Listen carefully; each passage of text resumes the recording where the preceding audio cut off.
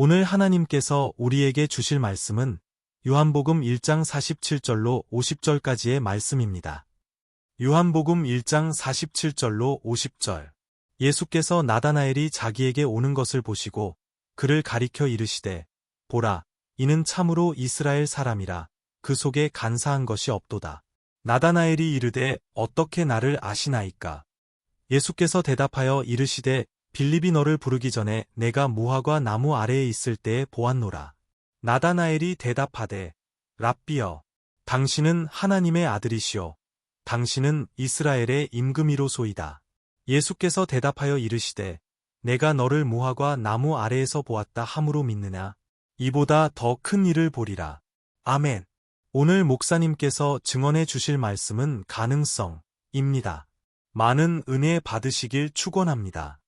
이 나다나엘에 대한 얘기, 나다나엘을 통해서 하나님의 사랑이 어떤 영혼들에게 이렇게 역사가 되고 일어나고 있는가 하는 것들을 우리가 살펴보는 복된 시간 되기를 바랍니다.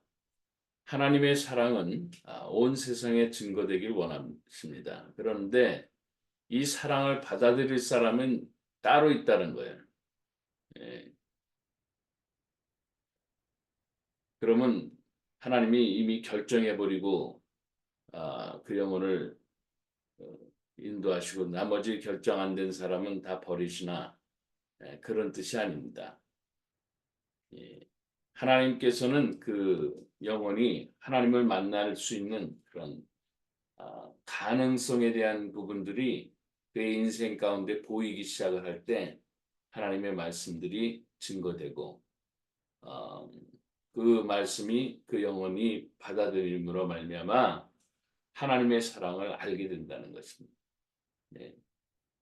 그러니까 하나님의 그 말씀의 역사, 하나님의 사랑의 그런 과정들은 아무에게나 다 임하지는 않아요.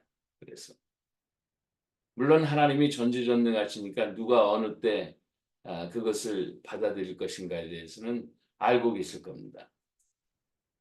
그렇지만은 분명한 한 가지 사실은 결정을 했고 그 사람을 그렇게 인도하시는 건 아니에요.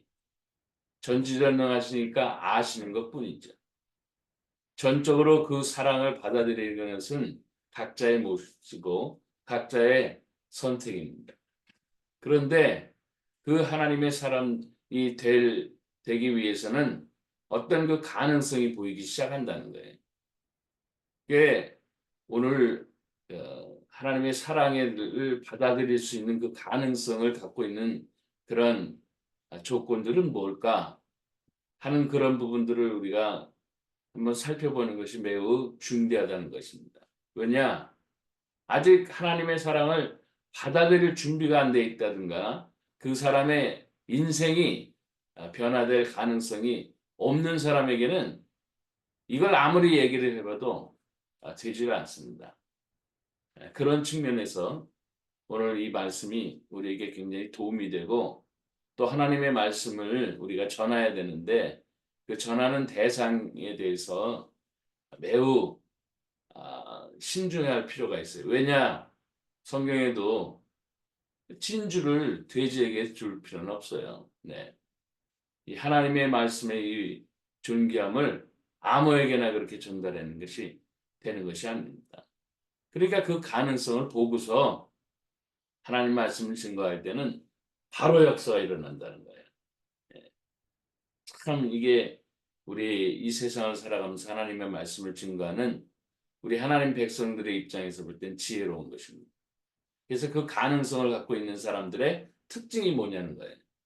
여기에 보면은 하나님 말씀에 그렇게 얘기를 했어요.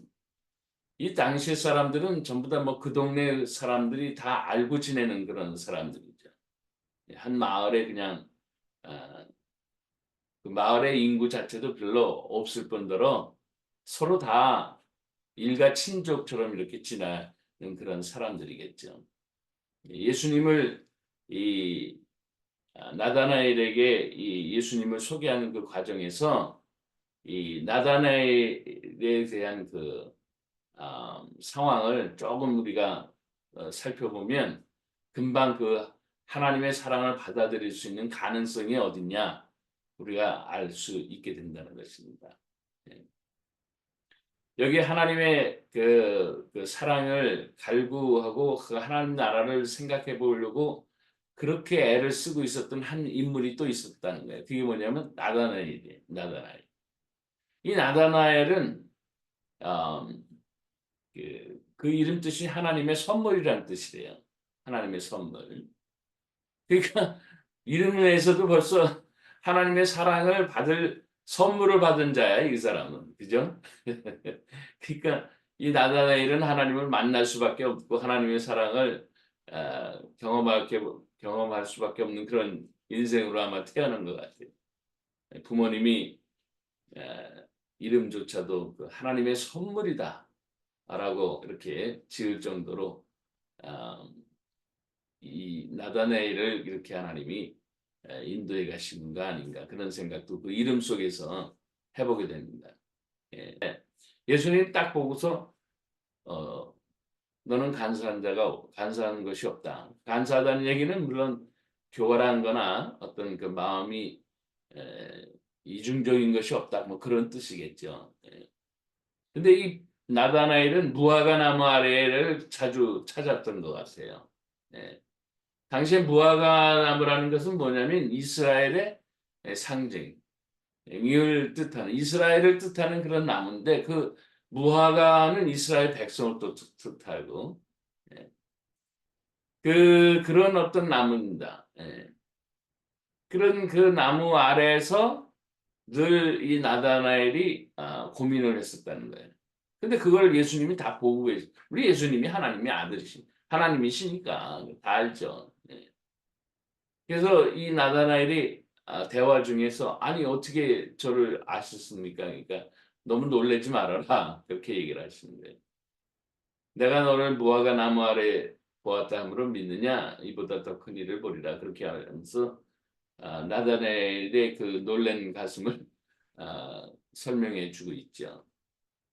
이게 무슨 얘기냐라는 겁니까? 예. 당시에 이 나다나엘은 무화과 나무 아래서 이스라엘의 상황을 보면서 탄식을 한 거예요, 사실은. 예. 그 이두메 목동 에서의 후예들, 에돔 민족들, 뭐 이런 이두메 목족, 이두메인이라고 그러죠, 목동 민족. 거기 그 사람이었던 헤롯이 로마에 돈 주고 이스라엘을 전부 다 사버렸잖아요. 그러니까 뭐 사실은 헤롯이 왕이라는 건 하지만 그 이스라엘 땅덩어리 가지고 자기가 비즈니스하는 그런 정도지. 그 이스라엘 백성들은 노예와 같이 부리는 그런 상황이 되는. 이게 너무 한심한 거죠. 하나님의 백성이 이방인의 그 종로로 돼야 되는 그런 상황. 그런 상황에서 또 로마가 이제 통치 주권은 또 로마가 가지고 있잖아요. 이런 그 상황에서 이스라엘 하나님이 원래 하나님의 존귀한 백성들이고 가나안 땅을 정복했었던 그런 민족인데 하루아침에 이렇게 노예와 같은 삶을 살게 되는 그런 모습들을 보면서 얼마나 안타까워했겠어요. 이거 탄식해. 그래서 도대체 메시아는 언제 오십니까? 이 나라를 언제 회복하실 것이? 이런 간절함이 있었다는 거예요. 이 삶이 이게 맞느냐? 이 나라가 이렇게 돌아가는 게 맞느냐? 이런 고민이 나다나엘에게 있었다는 거예요. 그럴 때 하나님을 만나게 되는 거예요, 이게. 예. 인생을 살다 보면 주변에 그런 사람들이 있어요. 아이, 뭐 삶이 뭐 별거 있냐? 잘 먹고 잘 살면 되는 거지 뭐. 응? 다 그 뭐 종교니 뭐니 하나님 나라니 뭐 그런 거 다 쓸데없는 거다. 응? 현재 내가 잘 먹고 잘 누리고 살면 되는 거야. 그냥. 이런 사람들은 가능성이 1도 없는 거예요. 하나님 말씀 증거해봤자 먹혀 들어가지도 않아요. 그 사람. 물론 그 상태가 이제 변화가 되면 되겠지. 왜? 사업에 망한다든가 몸이 완전히 부서져 가지고 이제 뭐 살 날이 얼마 안 남다든가 뭐 이런 극단적인 상황으로 하면은 그 사람도 이제 정신을 차려요. 인생이 도대체 뭔가 뭐 그런 단계가 아직 안 된 거지, 그런 사람. 근데 살면서 꼭 그렇게 극한 상황이 아니더라도 이런 사람들이 있어요. 예? 야, 이거 내가 살아가는 것이 도대체 왜 살아가는 거냐? 예? 내가 지금 살고 있는 것이 이게 맞는 거냐? 예? 내가 이거 정말 어, 이 땅에서 이렇게 살아가는 이 나라가 바로 가는 거고 있는 거냐? 예? 우리 같은 경우는 이제 또 한국에서 살다가 또 선교지에서 있다가 또 미국에서도 있다 이런 상황이 되다 보니까 이 나라들이 이 세상에서 벌어지는 그 나라들의 모습을 보고 야, 이건 뭐 맞는 거냐? 이런 고민들이 또 하는 거죠. 이런 사람들 인생을 돌아보고 또 자기가 거주하는 나라와 민족에 대해서 생각해 보고 하는 이런 가능성. 도대체 나는 무엇을 위해서 어떻게 살아가야 되느냐. 삶의 어떤 의미나 이런 것들에 대해서 관심이 있는 그런 사람들이 하나님의 사랑을 받아들일 준비가 되어 있는 사람들이다. 이런 얘기예요. 그 사람들을 만나서 하나님 이야기를 하면 그게 맥혀들이라는 것입니다.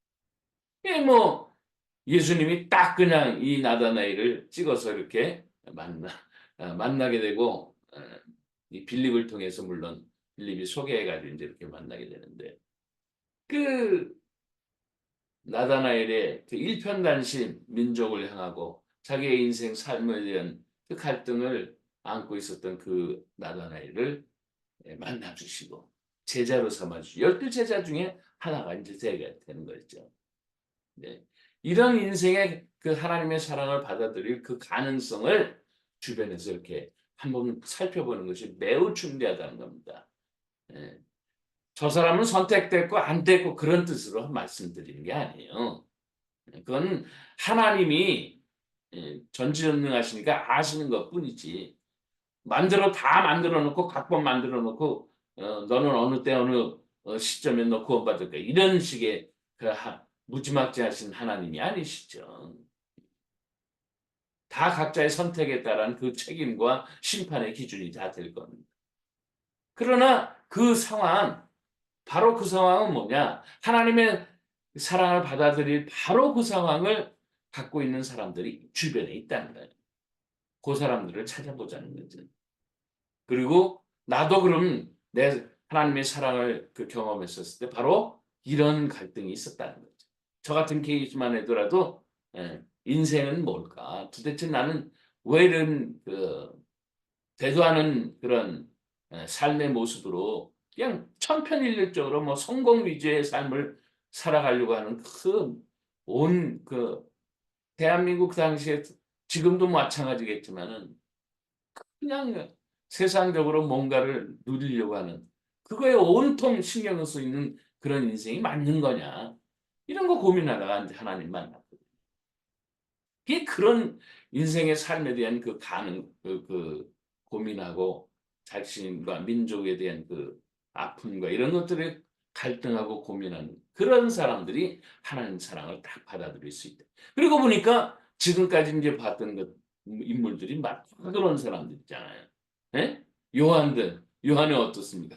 나라 민족에 대해서 이거 회복해야 되겠는데. 그럼 베드로 아직까지 사람을 민족을 이끌어 줄 사람을 못 만났는데 만나려고 싶은 그런 그의 마음 가운데 저변이 있었다는 거죠.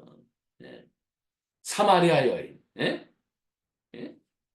밤중에 찾아왔던 니고데미 다 모르고 어떤 사람들이 그 인생에 대해서 자기 인생에 대해서 갈등하고 갈증이 있는 그런 사람들 아니에요.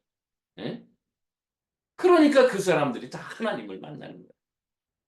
그 삶에 대해서 갈증이 일어나고 갈등하고 예?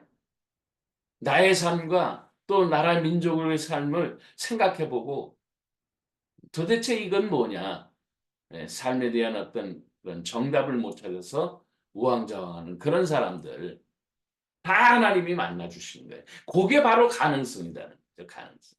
무슨 가능성? 하나님의 사랑과 하나님의 사랑을 받아들여서 하나님의 백성이 될 가능성들이라는 거예요. 이런 것들이 우리들의 삶에 있어서 하나님의 백성일까 아닐까?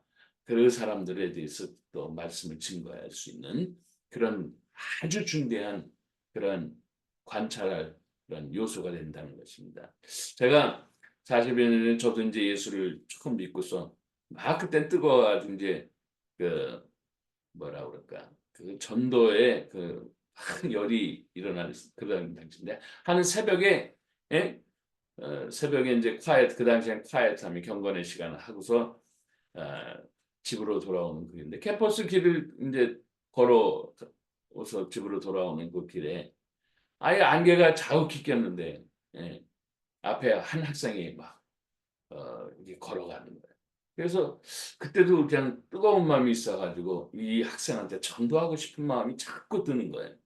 그래가지고 전도를 하려고 이제 이 새벽에 아침에 어딜 가시나요? 그러면서 말을 이제 제가 뒤따라가면서 이제 말을 거니까 그 학생이 뒤로 확 돌아보더라.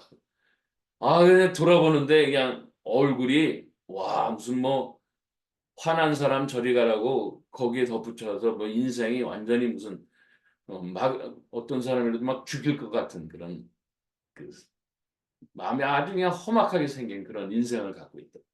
그래서 야 이건 또 뭐냐? 그래서 마음속에 아주 그냥 깜짝 놀랐죠. 그런데 이제 그건 이제 순간적으로 막 그런 거지만 또 성령 하나님께서 이렇게 지혜를 주셔가지고 이 아침 시간에 어디 가시는 거 보니까 아주 중요한 데 가시나 보죠. 뭐 이러면서 얘기하면서 나중에 알고 보니까 이 이제 복음을 증거하려고 막 그러다 보니까 자기가 사실은 어렸을 때 예수를 믿고 어, 거듭남 체험도 있고 방언까지 받았다는 거예요. 예? 그런데 살다 보니까 다 세월이 엉망이 돼가지고 지금 자기는 참 괴로운 삶을 살고 있다고 그러는 거예요. 그래가지고 제가 그 친구, 그 청년한테 알고 보니까 우리 한 2년인가 이렇게 후배들더라고요. 그래가지고 그 청년한테 복음을 전하고 예수를 믿게 되는 그런 역사가 일어난 것이죠. 이게 뭐 그 이후로부터 계속 하여튼 그 만나서 하나님 백성 되는 사람들 보면 전부 다 갈증이 있는 거예요. 갈등이 있는 거예요. 인생에 대해서 생각해 보고 있는 거예요. 나라 민족이 도대체 이거 바로 돌아가는 거냐? 이런 거 갈증이 있는 거예요. 그러다 보니까 하나님 나라 만나고 예수님 만나고 성삼위 하나님의 그 체험들을 다 갖게 하나님이 하신다는 거예요. 이게 가능성이에요. 이런 가능성을 갖고 있는 사람이 있느냐는 거예요. 주변에 아직 그걸 안 보이면 진주를 돼지에게 줄 필요는 없어요. 그러나 분명한 사실은 이런 갈증과 가능성을 갖고 있는 사람들한테는 하나님 나라를 소개하시고 하나님 백성 될 수 있도록 예수 그리스도의 복음을 잘 증거되면 그 사람들이 변화가 되어가지고 그냥 하나님 백성으로서 그냥 할렐루야 하면서 우리 예수님 따라가는 제자가 되고 하나님 나라의 백성의 그 존귀한 모습으로 그 인생이 바뀌게 될 줄로 믿습니다. 지혜를 가지시고 우리 가족들부터 챙기시고 주변의 일가 친척들, 아는 친구들 챙기셔서 바로 이렇게 갈등하고 있는 사람들이 있다면 빨리 하나님의 말씀의 복음을 증거하고 하나님 백성 될 수 있도록 도와주실 수 있길 주의 이름으로 축복합니다. 기도하겠습니다. 좋으신 아버지 하나님 감사합니다. 우리의 영혼의 주인 되시며 또 우리 삶의 인생의 창조주 되시는 아버지 하나님을 만날 수 있도록 주변에 갈증이 일어나는 사람, 갈등하는 사람, 번민하는 사람, 괴로운 사람들을 찾아가서 하나님의 말씀과 복음을 함께 나누어 그들도 하나님의 백성의 반열에 들어오기를 간절히 우리가 바라며 함께 말씀을 증거할 수 있는 복된 발걸음과 입술이 될 수 있도록 우리의 각자를 축복하옵소서. 우리 주님 예수님의 이름으로 기도합니다. 아멘.